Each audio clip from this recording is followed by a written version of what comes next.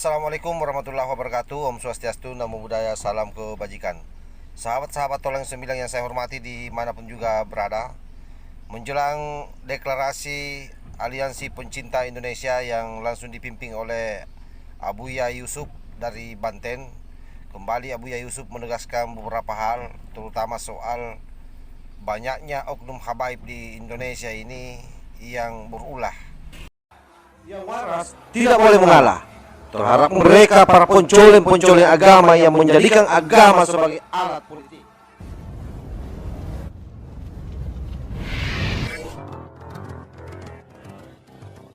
Pokoknya rencana kita nanti, insya Allah, kita akan deklarasi API Aliansi Pencinta Indonesia. Aliansi Pencinta Indonesia. Agar Indonesia ini tidak berkeliaran, gelandang-gelandangan, mencaci maki, memprovokasi, bikin gaduh Indonesia. Indonesia ini aman, bersih, tidak gaduh, tidak bising, gelandang-gelandangan mengatasnamakan agama dan rakyat, tapi mencaci maki seenaknya orang lain aja, soal mengklaim dirinya paling suci. Berjalan di muka Indonesia seperti orang yang sombong, kurang bagus, bukan kurang bagus, tidak bagus, tidak nasionalis bagi, tidak nasionalis dan tidak berakhlak, tidak mencerminkan orang Indonesia dan tidak mendidik kepada generasi. Ngapain di panggung teriak-teriak caci maki orang, polis orang, par kafir, munafik apa dakwah moral apa yang kayak gitu? Itu mengajak rusuh, di Banten mengajak gelut kan begitu mah, kejawaraan. itu nggak di luar Banten lah, di DKI, Sugorowokana. Iya di situ misalkan gagah banyak gitu, singa podium, singa naon, singa memang berwibawa, memang dia singa mengawin itu memang haknya kudotnya. Malah singa kalau tidak mempengaruhi, ini singa bukan apa bukan.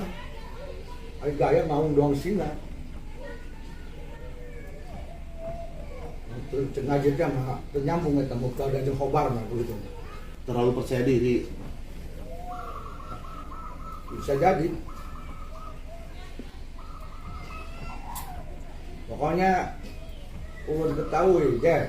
Mohon maaf. Saya mah tidak suka ada oknum yang ada di Indonesia gampang sekali mencaci maki orang, gampang sekali nyinyir, mengatasnamakan kritik, gampang sekali memponis sekarang dewek aja ngomong lonte, jokpodok, buta, terus ke ulama, seenak aja memponis ulama sekali, ulama su, ulama penjilat,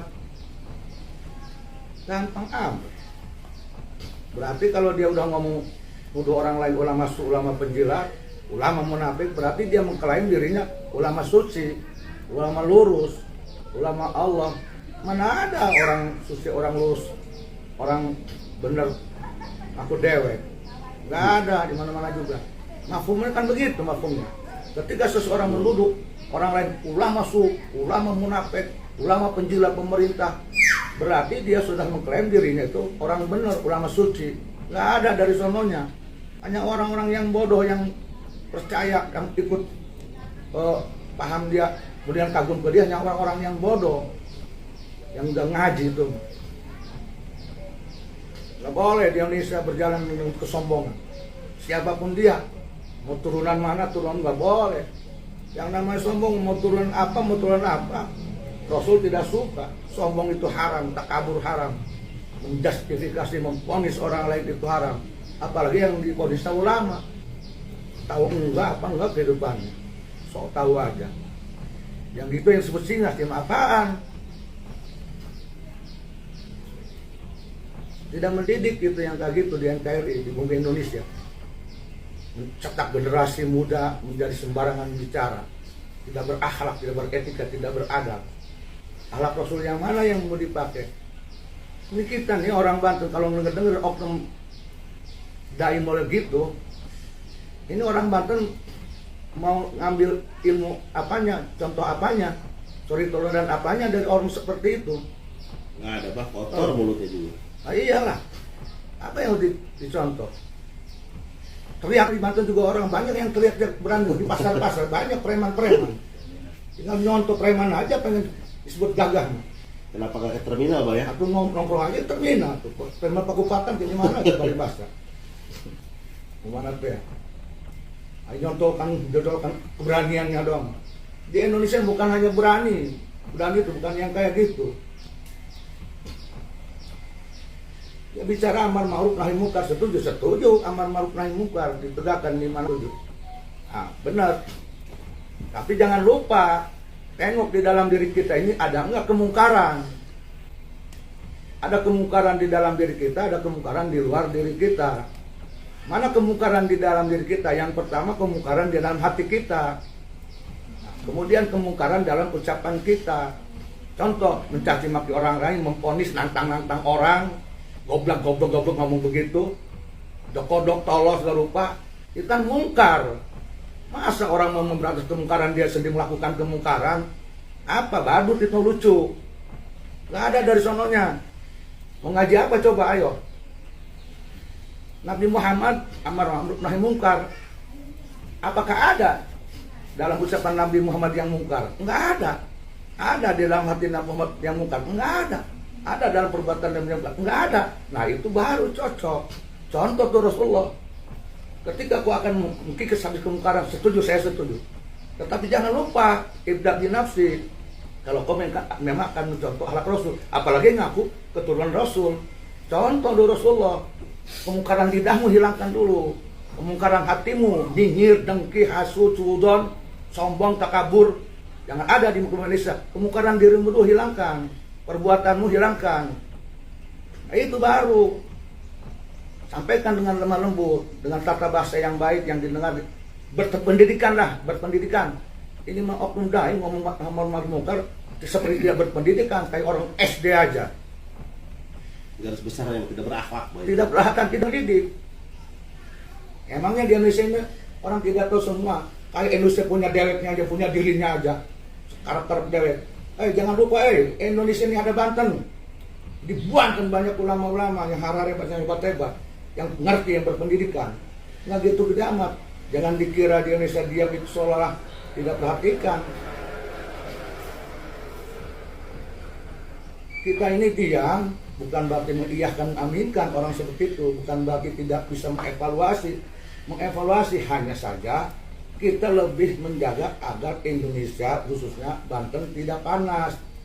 Makanya kami diam, tetapi kita diamkan ini menjadi-jadi seolah Indonesia ini punya dia sendiri, rumah dia sendiri, panggung dia sendiri. Rakyat Indonesia seperti halnya patung semua. Sekarang nggak dihadapi Yusuf.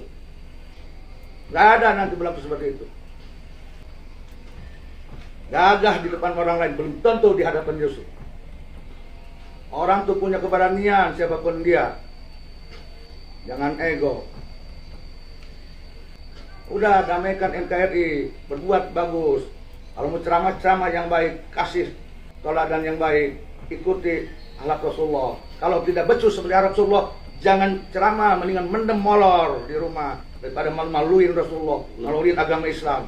Rusak bikin Indonesia. Itu lebih utama. Generasi muda dididik arogan, dididik tidak sopan. Apaan yang kayak gitu? Oke sahabat, saya kira jelas ya bagaimana Abu Yahya mau menegaskan bahwa para habaib yang ada di Indonesia ini acap kali berulah. Sudah saatnya warga Indonesia asli ini memproteksi diri dari ajaran-ajaran sesat radikalis, karena yang membuat sebenarnya mereka ini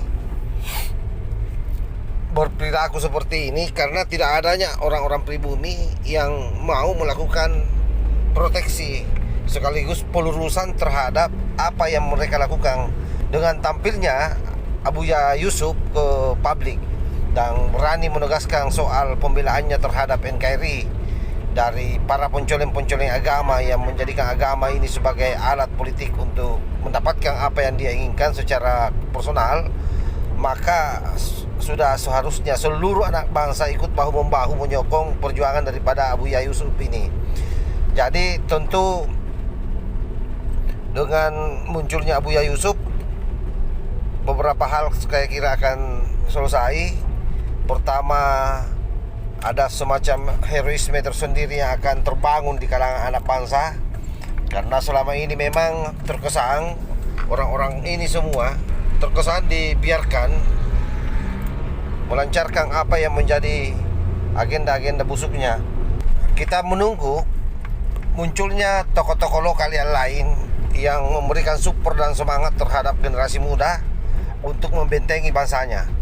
Karena bagaimanapun kita ini sebagai generasi muda itu akan jauh lebih bersemangat dan heroik bila mana sudah didukung oleh tokoh-tokoh lokal yang memiliki karisma yang kira-kira sepadam dengan karisma para habaib-habaib atau oknum-oknum habaib ini, atau bahkan mungkin karisma orang-orang lokal, tokoh-tokoh lokal itu jauh lebih tinggi ketimbang mereka. Jadi untuk apa kita kemudian lebih menguluk-ulukkan orang-orang dari imigran ini yang notabene-nya, tapi ini oknum ya, yang notabene-nya datang di Indonesia tidak membawa kesejutan,